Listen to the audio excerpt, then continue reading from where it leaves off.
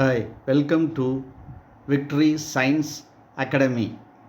Today we are going to see about longitudinal binary fission. In this longitudinal binary fission, the fission which is taking place in a longitudinal axis of a particular organism. அதாவது இந்த longitudinal binary fissionனா என்ன அப்படின்னு சொல்கிறாங்க. அதாவது ஒரு செல்லில் இருக்கக்கூடிய longitudinal axis, அதாவது நீங்கள் எக்ஸ் ஆக்சிஸ் ஒய் ஆக்சிஸ் படிச்சிருப்பீங்க. ஒரு ஆர்கானிசத்தை சென்டர் பாயிண்டில் வச்சுக்கிட்டு அதை ஒய் ஆக்சிஸில் ஒரு கோடு போட்டிங்கன்னா அது லாஞ்சிடியூடினல் ஆக்சிஸ் அப்படின்னு சொல்லலாம். அதாவது தமிழில் லாஞ்சிடியூடினல் அப்படின்னு சொன்னால் நீளமான அப்படின்னு அர்த்தம். ஒரு ஆர்கானிசத்தை நீளமயமாக வச்சு வெட்டுறது அப்படின்னு உள்ளதை மட்டும் ஞாபகத்தில் வச்சுக்கோங்க. Right. The longitudinal binary fission means that is the nucleus and the cytoplasm divides in longitudinal axis of the organism. Okay. The examples for the longitudinal binary fission is Euglena and Vorticella. These two are organisms which are found in the aquatic environment. அதாவது longitudinal binary fission நடக்கக்கூடிய கிருமிகள் நிறைய இருக்குது, organism நிறைய இருக்குது. அதில் ஒரு 2 example கொடுத்துருக்காங்க. ஒன்று யூக்லினா, இன்னொன்று வார்டிசெல்லா. இது ரெண்டுமே தண்ணியில் வாழக்கூடியது அப்படின்னு சொல்கிறாங்க. Right. In this chapter we are going to see about the longitudinal binary fission which is going to take place in the Euglena. Euglena அப்படின்ற ஆர்கானிசத்தில் எப்படி இந்த longitudinal binary fission நடக்க போகுது அப்படின்னு உள்ளதை நம்ம பார்க்க போகிறோம். Right. Before entering into that we must know what is Euglena. Euglena என்ன அப்படின்றது நம்மளுக்கு முதல்ல தெரியணும். It is a single cell organism, ஒரு செல்லால் செய்யப்பட்ட ஒரு உயிரி அப்படின்னு உள்ளதை சொல்கிறாங்க. Then it is having a nucleus, அதுக்கு ஒரு நியூக்ளியஸ் இருக்குது அப்படின்றாங்க. இன்சைட் த நியூக்ளியஸ் த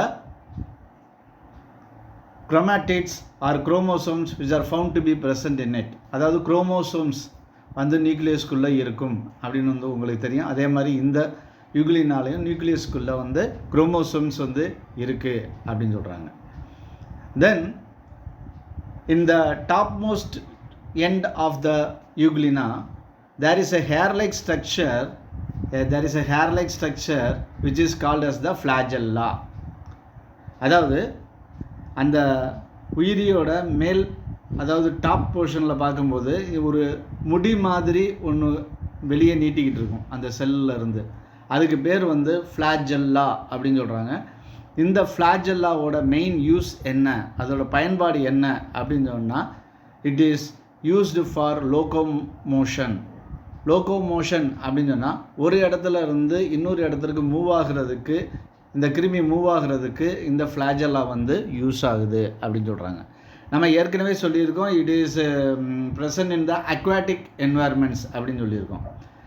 அப்போ அக்வாட்டிக் என்வாயர்மெண்ட்ஸாக தண்ணியில் வாழக்கூடிய ஒரு உயிரி ஒரு இடத்துலேருந்து இன்னொரு இடத்துக்கு போகிறதுக்கு இந்த ஹேர் லைக் ஸ்ட்ரக்சர் என்ன பண்ணுது, அது மூவ் ஆகி என்ன பண்ணுது, அந்த யூக்லினாவோ ஃபார்வேர்டாவோ பேக்வேர்டாவோ அது தள்ளுறதுக்கு யூஸ்ஃபுல்லாக இருக்குது அப்படின்னு சொல்கிறாங்க. This euglena which is grouped into a category which is called as the flagellates. Flagellates அப்படின்னா என்ன அப்படின்னு சொன்னால், இந்த யூக்லினாக்கு மட்டும் அல்லாமல் வேறு சில ஆர்கானிசத்துக்கும் இந்த ஃப்ளாஜெல்லாம் இருக்குது. அப்போது ஃப்ளாஜெல்லா இருக்கக்கூடியதெல்லாம் ஒன்றா சேர்த்து ஃப்ளாஜெல்லேட்ஸ் அப்படின்னு ஒரு குரூப் ஃபார்ம் பண்ணுறாங்க அப்படின்னு பண்ணி வச்சுருக்காங்க அப்படின்னு சொல்கிறாங்க. Okay. This particular euglena which is found to be present in both fresh water and salt water.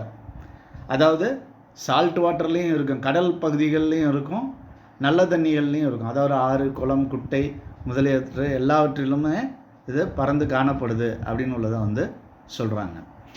Next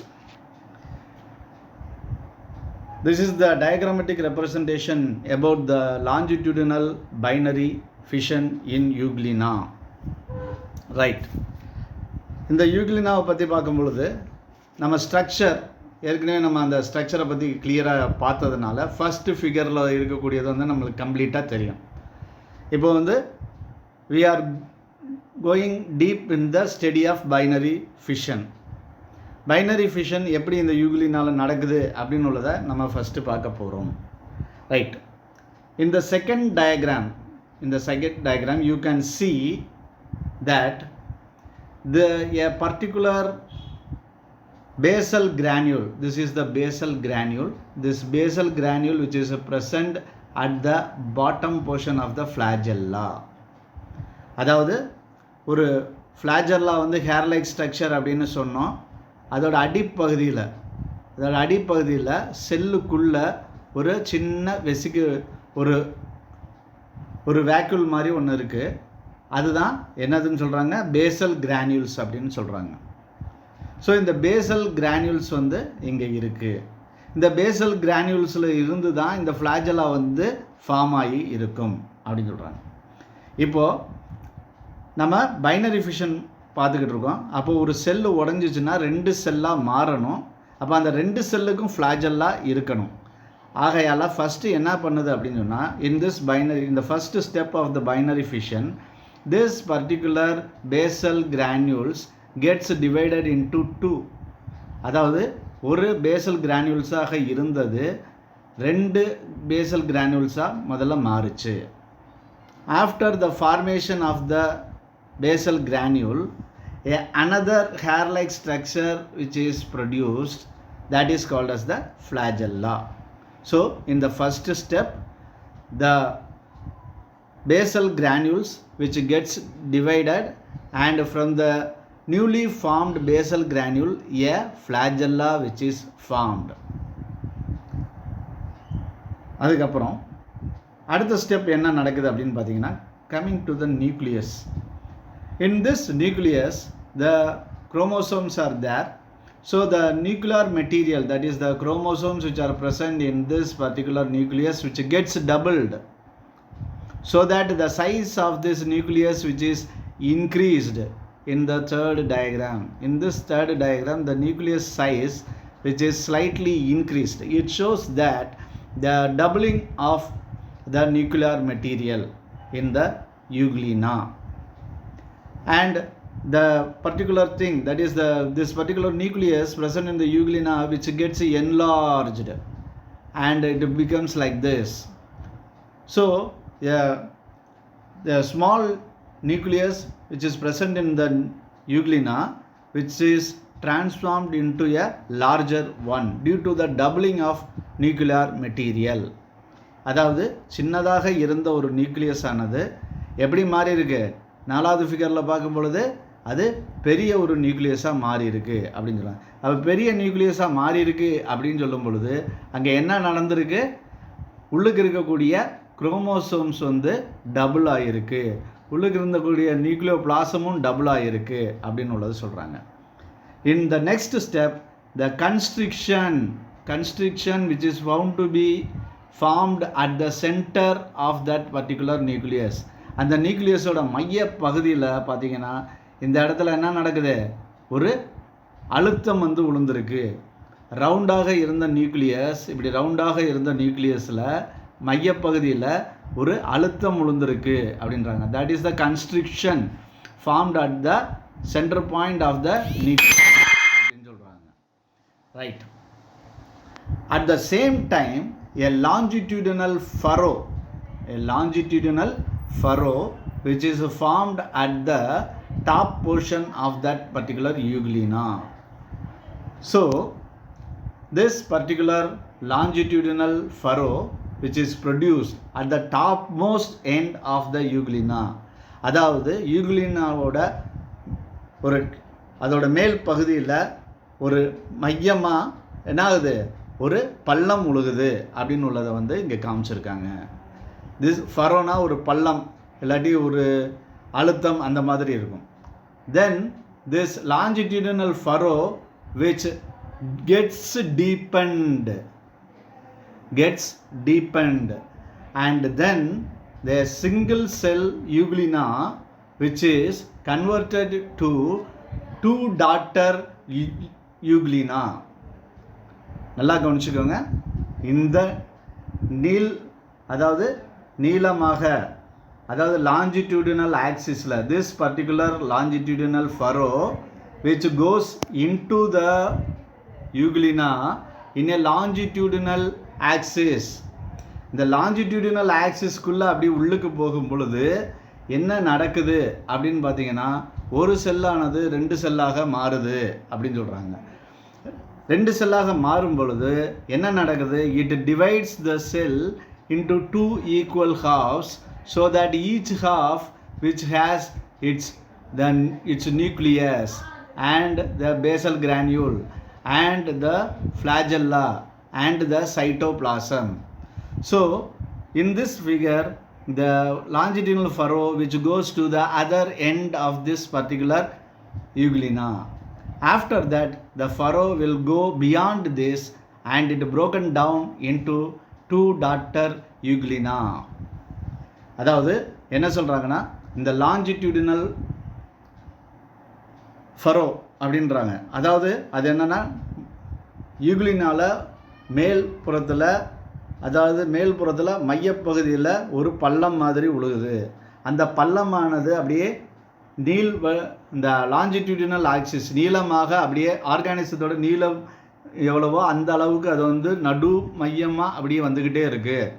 அதனால் என்ன ஆகுதுன்னா, ஒரு செல் யூக்ளினா வந்து 2 செல்லாக மாறும் பொழுது இங்கிட்ட ஒரு நியூக்ளியஸ், இங்கிட்ட ஒரு பேசல் கிரானியூல், இங்கிட்ட ஒரு ஃப்ளாஜெல்லா. அதே மாதிரி இந்த பார்ட்டில் இதில் வந்து ஒரு பேசல் கிரானியூல், ஒரு ஃப்ளாஜெல்லா, ஒரு நியூக்ளியஸ் வந்து இங்கே வந்து இருக்குது. அதுக்கப்புறம் என்ன ஆகும், இந்த ஃபரோ லாஞ்சிடியூனல் ஃபரோ இதை தாண்டி இங்கே வரும் பொழுது இந்த யூக்ளினா ஆனது 2 துண்டுகளாக போயிடும். போன பிறகு அந்த 2 துண்டு வந்து தனித்தனியாக போயிடும் அப்படின்னு சொல்கிறாங்க. So a single euglena which is converted to 2 daughter euglena by dividing the nuclear material and the cytoplasm. So in this binary fission, the division of one cell into 2 cell by in the longitudinal axis, in the binary fission which takes in the longitudinal axis. So this is given as longitudinal binary fission in euglena. Next, this is the summary. In the summary, it is given that is the basal granules is first divide, and the new basal granule will form one new flagellum. And the second point, the already present flagellum which is retained by one daughter cell, and the nuclear material which gets doubled and it is divided, and the nuclear constriction which is seen at the nucleus, and the longitudinal furrow is produced at the top end of the euglena, and this longitudinal furrow moves towards the bottom of the cell, and finally 2 daughter euglena which is formed. These things which are all clearly explained in the diagram itself. So I hope that you all understood the longitudinal binary fission in euglena. Okay, I will continue the class in the another video. Till then, bye. Thank you.